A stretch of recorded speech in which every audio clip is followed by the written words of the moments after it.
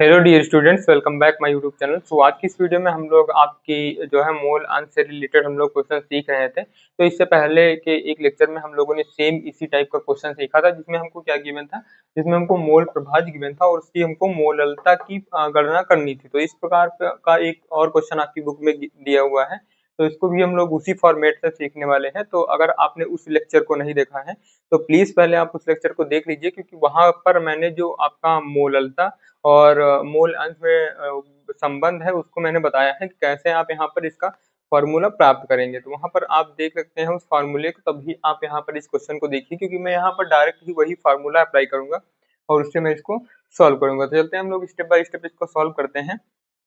अगर आप यहाँ पर डायरेक्ट इसका फॉर्मूला याद करना चाहें तो वो भी याद कर सकते हैं, वरना कैसे ये फॉर्मूला आया इसको देखने के लिए आप पहले वाला लेक्चर जरूर देखिए। तो यहाँ पर आप देख सकते हैं हमको क्वेश्चन में दिया गया है, बेंजीन के एक विलेन में I2 घुली है, इट मीन्स आयोडीन घुली है, जिसमें विलेन में I2 का मोल प्रभाव 0.25 है।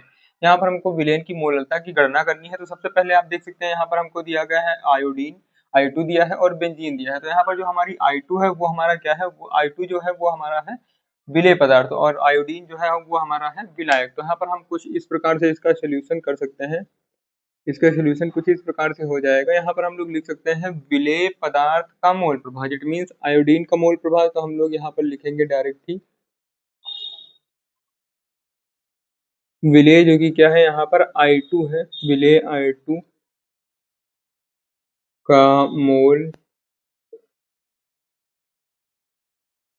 प्रभाज। तो I2 के मोल प्रभाज को हम लोग किससे डिनोट करते हैं, कैपिटल X से डिनोट करते हैं, और जिसका भी मोल प्रभाज होता है उसका यहाँ पर जो भी रासायनिक सूत्र है वो प्रेजेंट कर देते हैं। और यहाँ पर इसकी वैल्यू गिवन है 0 पॉइंट, ये हो जाएगी 1 मिनट 0.25 हो जाएगी। फिर हम लोग जानते हैं कि अगर किसी भी एक यौगिक का आपको मोल अंश गिवन है और उसमें दूसरे यौगिक का मोल अंश कैलकुलेट करना है, तो 1 से हम लोग उसको माइनस कर देते हैं। तो हम यहाँ पर लिख सकते हैं विलायक,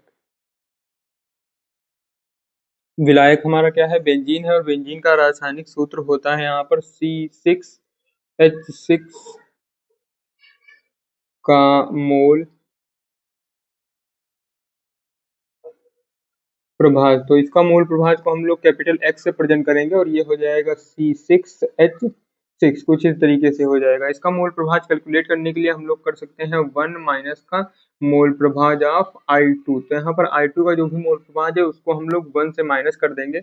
इट मीन्स यहाँ पर 1 माइनस का 0.25 हम लोग करेंगे, तो यहाँ पर आपका हो जाएगा 0.75। ये हो जाएगा आपका किसका, बेंजीन का मोल प्रभाज। तो यहाँ पर बेंजीन का मोल प्रभाज हम लोगों ने कैलकुलेट कर लिया है। अब मैंने जो इससे पहले आपका फार्मूला बताया था, तो यहाँ पर जो फार्मूला था मोललता और यहाँ पर मोल अंश के जो भी मोल प्रभाज बोल सकते हैं, इसके संबंध में जो हम लोगों ने फार्मूला डिस्कस किया था वो हमारा था यहाँ पर एक्स यहाँ पर क्या है, एक्स यहाँ पर हमारा क्या हो जाएगा, आयोडीन का मोल प्रभाज यहाँ पर रखा जाएगा। तो यहाँ पर हम लोग लिख सकते हैं XI2 इज इक्वल टू में ये हो जाएगा स्मॉल एम अपॉन में स्मॉल एम प्लस का 1000 और अपॉन में हो जाएगा कैपिटल एम। कैपिटल एम यहाँ पर क्या है, कैपिटल एम हमारा जो है वो विलायक का अणुभार है।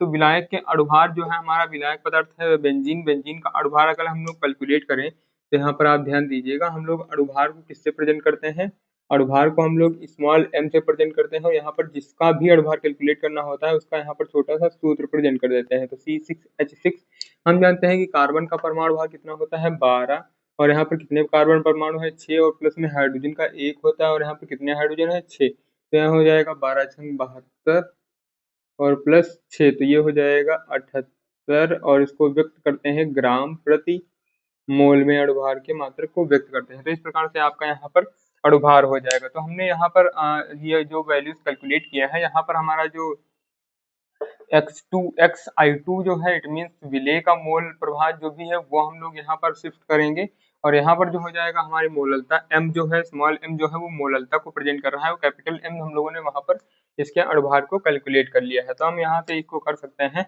I2 का मोल प्रभाज कितना है 0.25, ये हो जाएगा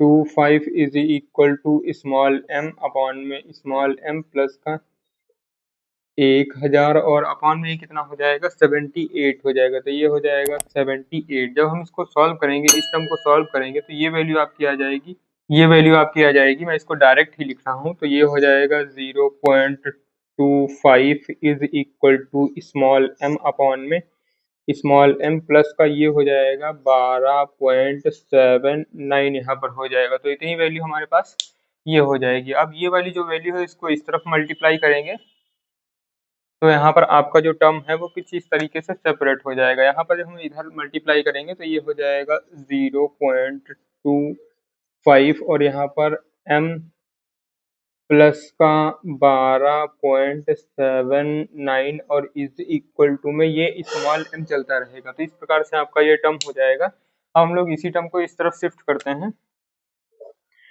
तो यहाँ पर ये हो जाएगा 0.25 और यहाँ पर स्मॉल m प्लस का 12.79 इज इक्वल टू में स्मॉल m। हम अंदर मल्टीप्लाई करते हैं इस टर्म को तो ये हमारा टर्म हो जाएगा 0.25 m प्लस का 0.25 और इंटू का 12.79 इज इक्वल टू में स्मॉल m। तो अब यहाँ पर हम इस टर्म को इस तरफ शिफ्ट कर सकते हैं। इस टर्म को शिफ्ट करने पर कुछ इस तरीके से आपका बन जाएगा यहाँ पर टर्म, और इसका जब हम मल्टीप्लाई करेंगे तो ये आपका आ जाएगा 3.197 और इस टर्म को हम इस साइड शिफ्ट करेंगे तो ये हो जाएगा स्मॉल m माइनस का 0.25 स्मॉल m। और यहाँ से हम लोग क्या कॉमन ले सकते हैं, स्मॉल m कॉमन ले सकते हैं, तो ये कुछ इस तरीके से बन जाएगा 3.197 इज इक्वल टू में स्मॉल m को कॉमन ले लिया तो ये 1 माइनस का 0.25 यहाँ पर हो जाएगा। अब जब इसको सॉल्व करेंगे तो ये हमारा आ जाएगा, इतनी ही वैल्यू आ जाएगी जो कि हम लोगों ने यहाँ पर ऑलरेडी लिख रखी थी। तो ये ऑलरेडी यहाँ पर आप लिख सकते हैं, यहाँ पर इसको प्रेजेंट करने के लिए बेसिकली यहाँ पर आपका ये वैल्यू सॉल्व होगी तो ये हमारी आ जाएगी 3.197 is equal to small m और इंटू में ये 0.75 यहाँ पर ये वैल्यू हो जाएगी। अब हम स्मॉल m की वैल्यू कैलकुलेट करने के लिए इस वैल्यू को इसके नीचे शिफ्ट करेंगे तो ये हमारे पास हो जाएगा small m is equal to में 3.197 अपॉन में 0.75 हो जाएगा। आप देख सकते हैं ऊपर कितने टर्म है, 3 है, तो यहाँ से दशमलव हटाएंगे तो एक जीरो बढ़ाते हुए यहाँ पर हम लोग इसको कैंसिल कर देंगे। तो यहाँ पर जब इसको कैंसिल करेंगे तो हम लोग इसको जब इसको भाग देंगे, जब इसको भाग देंगे तो हमारी जो वैल्यू आ जाएगी वो आ जाएगी 4.263। ये वैल्यू जो हो जाएगी वो आपकी मोललता हो जाएगी किसकी, जो हमारा ये क्वेश्चन दिया गया है जिसमें हमको मोललता कैलकुलेट करने के लिए बोला गया है। तो इस प्रकार से आपका ये जो है क्वेश्चन बहुत ही इजीली सॉल्व हो जाएगा। तो आप देख सकते हैं इसका सोल्यूशन कुछ इस प्रकार से रहेगा और बहुत ही इजी सोल्यूशन था। हालांकि इससे पहले का लेक्चर अगर आप देखे होंगे तो आपने इसको मेरे सॉल्व करने से पहले ही इसको आप इजीली सॉल्व कर चुके होंगे। तो आई होप आपको इस वीडियो में ये क्वेश्चन बहुत ही अच्छे से समझ में आया होगा। तो इस वीडियो को ज़्यादा से ज़्यादा अपने फ्रेंड्स में शेयर करिए और हमारे चैनल को ज़्यादा से ज़्यादा स्टूडेंट्स तक आप पहुंचाने में हमारी मदद करिए, क्योंकि मैं इसी तरीके के हेल्पफुल वीडियोस आपके लिए लाता रहता हूं। तो आज के इस वीडियो में इतना ही, मिलते हैं नेक्स्ट बहुत ही इंपॉर्टेंट क्वेश्चन के साथ। तब तक के लिए जय हिंद।